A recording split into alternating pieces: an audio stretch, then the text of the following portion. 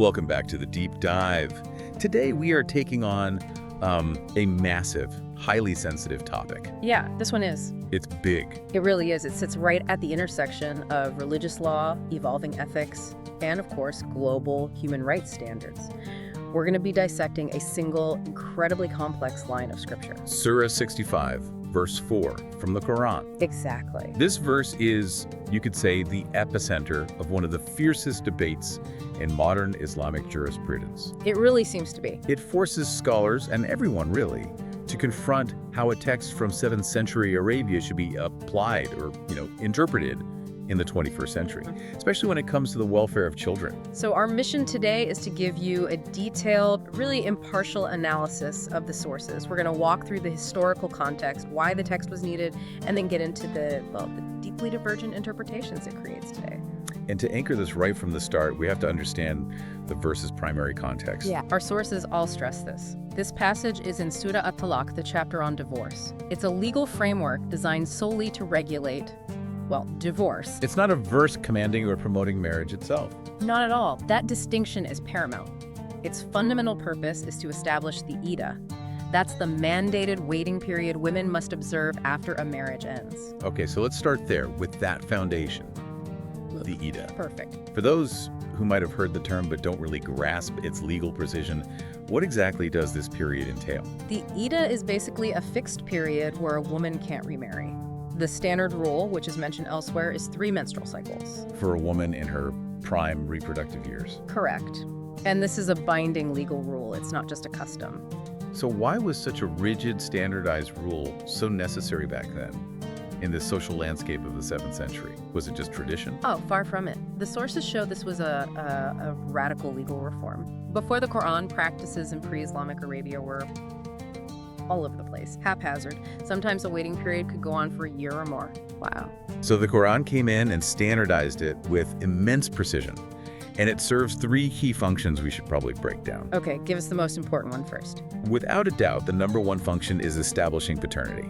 Right? It's about protecting lineage and securing inheritance rights. In a world with no DNA testing, that 3-month period was, biologically speaking, the soundest way to confirm beyond any doubt that she wasn't pregnant from her previous husband. So it's like a biological and a legal safeguard all rolled into one. Exactly. Yeah. It's a scientific check using the best knowledge they had at the time. That makes a lot of sense. And it isn't unique to early Islamic law, which is fascinating. The sources point to a parallel in Jewish law. Oh, really? Yeah, a 90-day period called the Havchana. It served the exact same purpose, clarity of paternity. It suggests a sort of shared regional legal heritage. Driven by this absolute necessity of defining who belongs to who. Absolutely. Okay, that context is crystal clear. Yeah. What were the other 2 functions of the Iddah? The second is reconciliation. This is really important in what's called a revocable divorce. A revocable divorce, okay. So the Iddah acts as a mandatory cooling off period. During this time, the couple are actually still legally married. The husband can just revoke the divorce and they can resume the marriage. No new contract needed. So it's a structured pause, a chance to, reconsider and maybe save the marriage. That's the idea. It provides that vital opportunity. That nuance is so important. It is. And the third function is providing a structured, dignified period of transition. This is most obvious with a widow. Her Iddah is longer, 4 months and 10 days. A time for mourning and social adjustment. Exactly. And we have to make this absolutely clear for the audience. For Iddah to even be required, the marriage must have been physically consummated. Is that correct? 100% correct. The scripture is explicit on that. Sources point to other verses, like in Surah 33, that state if a woman is divorced before consummation, there's no waiting period at all. Because the logic follows the purpose. Right. No intimacy, no chance of pregnancy, so no need to establish paternity. No Iddah. Okay, so now that we've got the legal architecture of the Iddah down, we can finally approach the specific phrasing of Surah 65, verse 4. The heart of the controversy. Here's the part that generates all the modern conflict, and those who no longer expect menstruation among your women, and also for those who have not menstruated. You see, the verse is a masterclass in legal completeness. It systematically covers every single scenario that the standard 3-cycle rule doesn't. It's closing all loopholes. Exactly. It addresses postmenopausal women, pregnant women, and then this last group, the non-menstruating women. For postmenopausal women, the rule is 3 months, and for this non-menstruating group, the rule is the same, 3 months. And it is that last group, those who have not menstruated, that the classical scholars interpreted as explicitly including prepubescent girls. That is the traditional consensus, yes. They saw this verse as filling a necessary legal gap. What was the gap? The question they were asking was, okay, what if a divorce happens, even in a very rare case, and the female involved isn't menstruating yet? What is her Ida? The law had to be comprehensive enough to cover that possibility. But if marriage with a prepubescent girl was so rare, why not just ignore it? Why specifically mention it in a divine text? Because of the principle of legal completeness. For a 7th century jurist, the sacred law had to address every possible social reality, even the marginal ones. Okay. If a valid marriage contract was signed, and historically these contracts involving young girls signed by their guardians were a social reality across the whole region, then if that marriage was later dissolved, the law had to provide for the consequences. So the mention is a technical provision for the dissolution of a contract, not a promotion of it. Precisely. That's how they saw it. In the classical mind, the verse ensures that the legal protection of the Ida is universally available, regardless of age, if a divorce occurs. We also have to talk about the historical norms here. We do. Early marriage and betrothal were just widespread. In 7th century Arabia, in the Byzantine Empire, among Jewish and Persian communities. Why was that? Short life expectancies, for one, and the huge importance of family alliances. But the classical legal view had a really crucial distinction.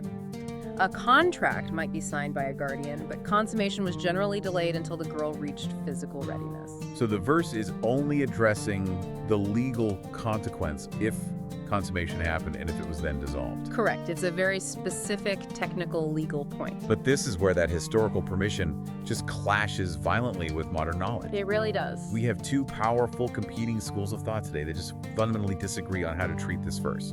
Let's start with the traditional or classical schools. Okay. These would be the main established schools of law, Hanafi, Maliki, and so on. Their interpretation is pretty straightforward.